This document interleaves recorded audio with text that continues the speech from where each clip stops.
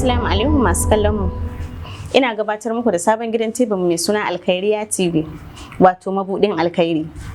Yau ma dai mun zo muku da ci gaban shirinmu wanda muka mishi take da suna mata maza ba bayinku bane. Mun zo muku da ci gaban shirin mai gabatarwa Khadija Bauchi. A tare da ni akwai Rabi Sarki Amas. Sannan akwai Malam Sadiq Sani. Yau kuma topic ɗinmu za mu tattauna ne akan mata. Wai shin me yasa mata suke haƙuri da talaucin gidan iyayensu amma ba sa iya haƙuri da talaucin gidan mazajensu? Me yasa, me yake kawo irin wannan abubuwa? Malam Rabi, gare ka. Assalamu alaikum. Iya dai abin da na sani wanda zan faɗa a kai shi ne, a gundaren abin shi ne kawai gata ne musu yawa. Dalili na kuwa shi ne, kin baro gidanku, ina ga maybe so ɗaya ake cin abinci a rana. Haka ya ganki, ya yarda ke ce abokiyar rayuwarsa, ya yarda ke ce wacce za ku zauna zaman dindindin, zama na amana. Har abada. Har abada kenan.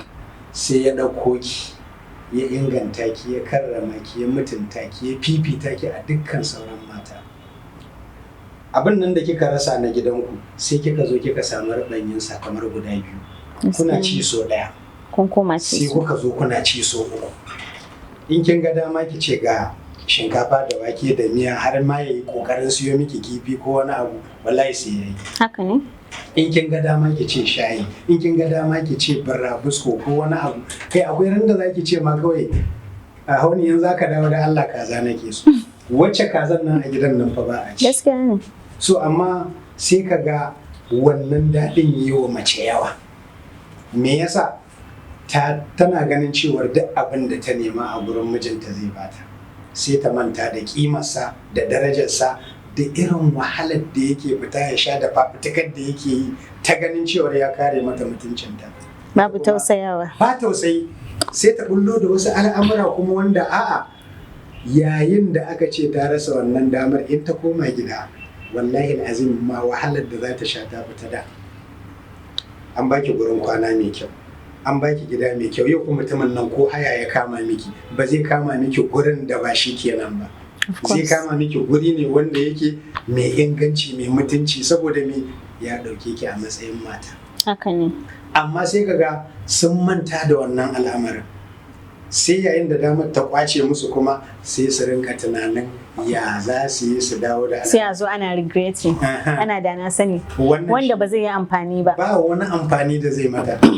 Kin baro cikin kannanki lokacin da kina kwana a cikin kannanki, maybe kan ku da ya fada yake da ke da kanwaki. Haka ne. Kin samu dama, Allah ya kunce ki, ya fitar da ki. Ta kun daina jin numfashin juna, kuna gurnani, tana dora miki kafa. Yayin da kika bar gidan nan fa wannan rayuwar zaki kuma. Me kyau ma. Dan me yasa ba za ki gane ba? Mijinki shine suturarki, mijinki shine darajarki, mijinki shine kimarki, mijinki shine gabaki ɗaya rayuwarki, jin daɗin rayuwarki duniya da lahira. Ai mun ji hadisai da ayoyi suna gaya mana cewa matar da kuka zauna zama na amana da ita, kuka yi zama na salama, kuka yi zama ne yanda addinin musulunci ya tanada, za ka same ta a gidan aljanna in Allah ya sa ku rabauta. Dan me yasa zaki guji daɗin can lahira sai ki karkare wa kanki jin daɗin duniya kaɗan? Ina ga wannan shine musibar da take damun mu yanzu. Domin me mata da sun gane daraja da kima da ɗaukaka da Ubangiji ya ba su, wallahi azimu da ba mu shiga halin da muke ciki yanzu. Gaskiya ne. Ma'ana sakin aure, matan ma ga sunan sun ki auruwa. Ni yanzu misali a unguwarmu wallahi akwai gidan da mata sun kai 10 a cikin gidan nan. To. Amma kuma kowace in ka bibiye ta akwai irin namijin da take so ta samu, kuma wanda ba alkawari aka yi mata cewar irin shi za ta samu. Za ta samu ba. Me zai sa ba za mu tura al'amarin mu ga Allah ba?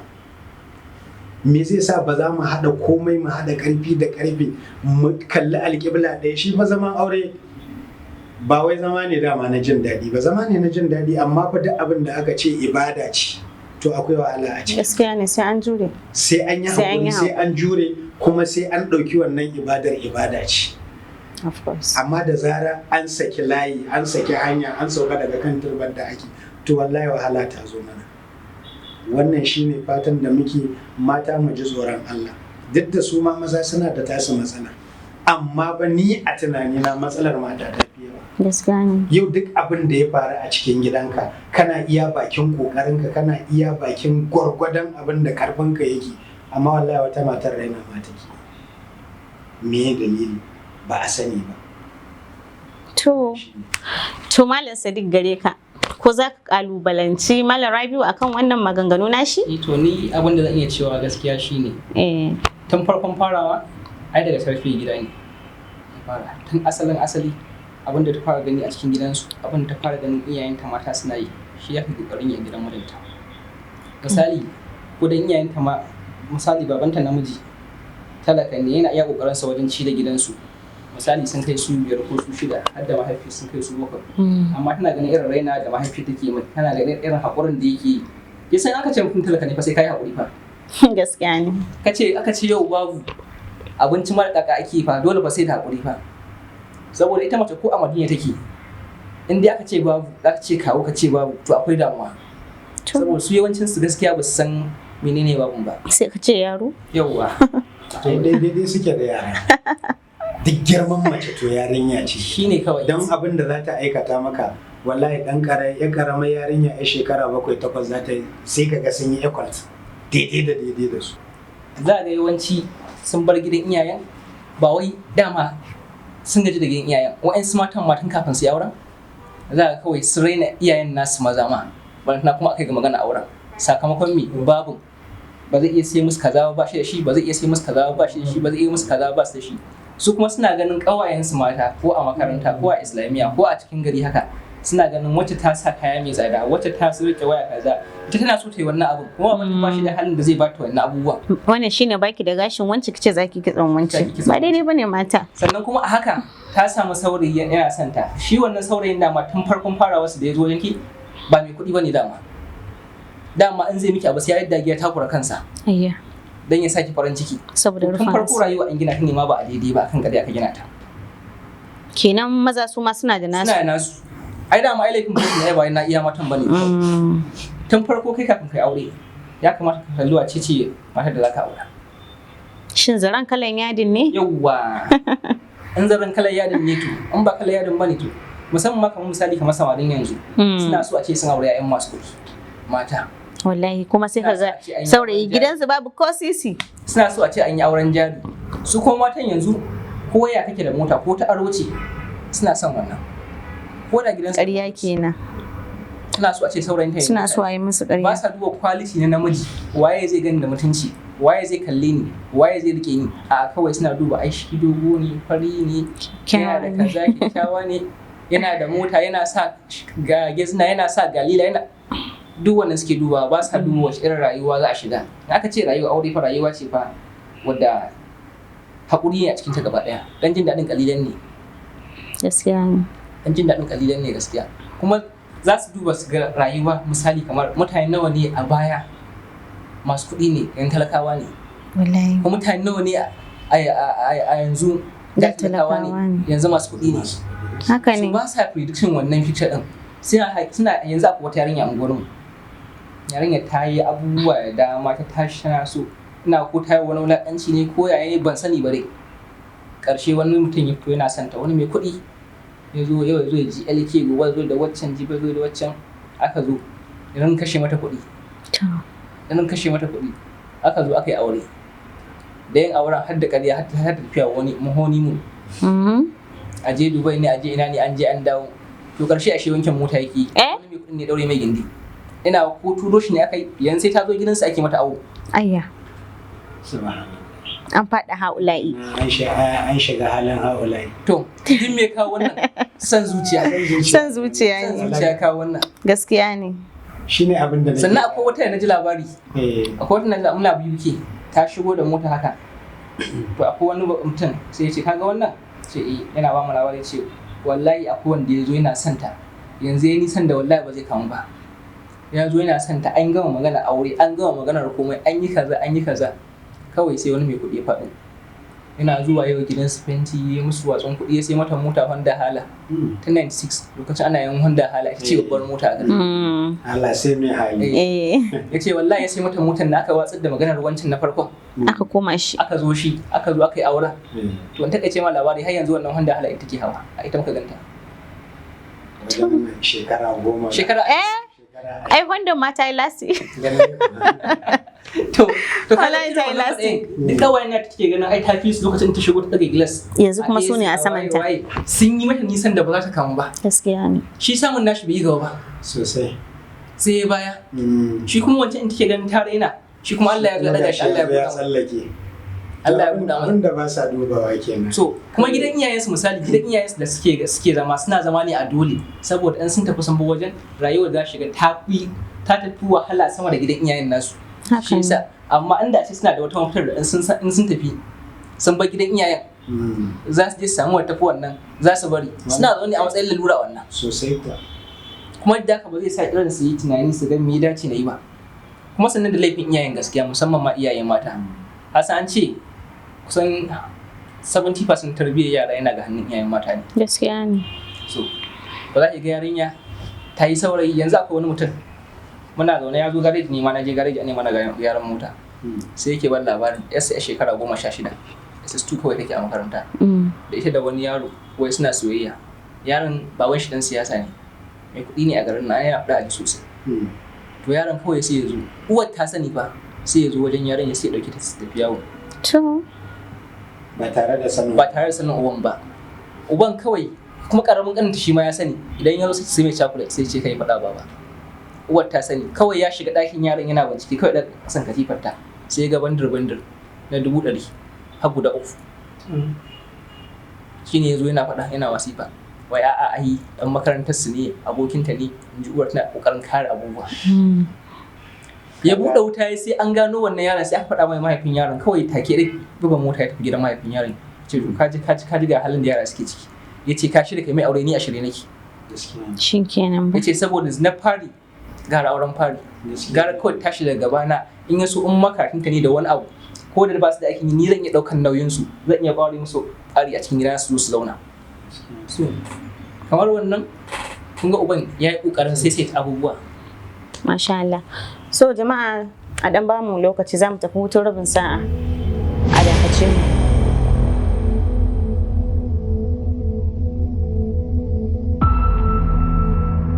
Barkanmu da dawowa daga hutun rabin sa'a. So yanzu kun ji yadda hirar mu take. Za mu ji ta ina za mu samu mafita akan wannan al'amari.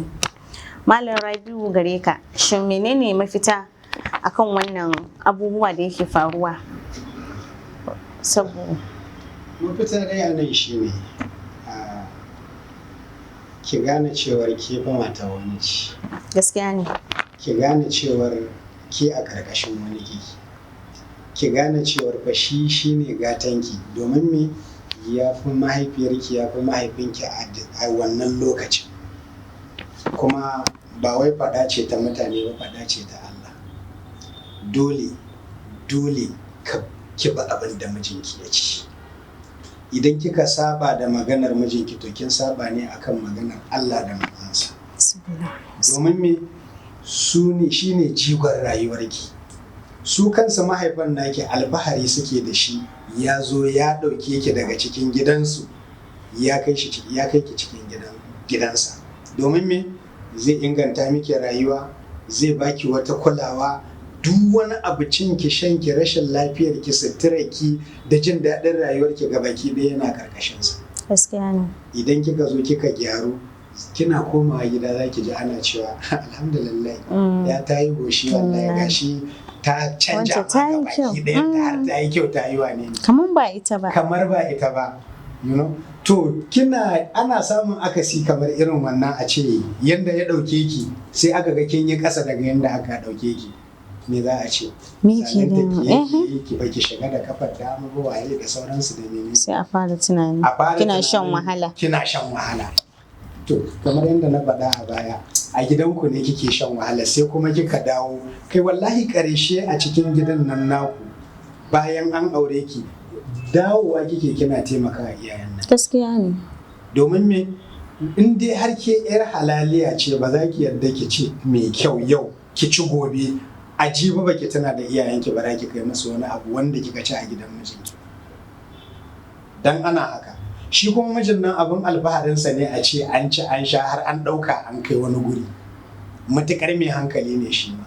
Wannan shawarar da zan ba 'ya'ya mata a nan shi ne ku gane cewar fa miji shi ne rigar ku, shi ne wandon ku, shi ne tufafin ku gabaki ɗaya. Yayin da kuka rasa shi to wallahi tsirara kuke, babu ɗan adam ɗin da zai so kuma ya tafi tsirara. To duk macen da ba ta da miji, ba ta da wani wanda yake shi ne ma'ana rumfarta, to wallahi a fili take fa kowa kallanta yake sararai a banza a wufi. Don haka mu ɗauki wannan musawaran mu cewar maza a gurin mata su ne fariga, rufin asiri ne dai rufin asiri kawai a takaici.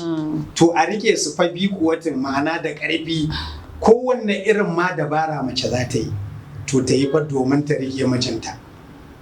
Don wallahi a yanzu idan kika ce ke wannan ya gaza ba za ki iya zama da shi ba, akwai wacce take neman irinsa. Kuma ke ba ki san ko za ki samu kamar shi. Ke kuma yanzu alal misali dan uwa ya ba da wani misali dazu, to ni ma ga misali na, wallahi akwai wacce a unguwarmu tana ganin ita ta fita.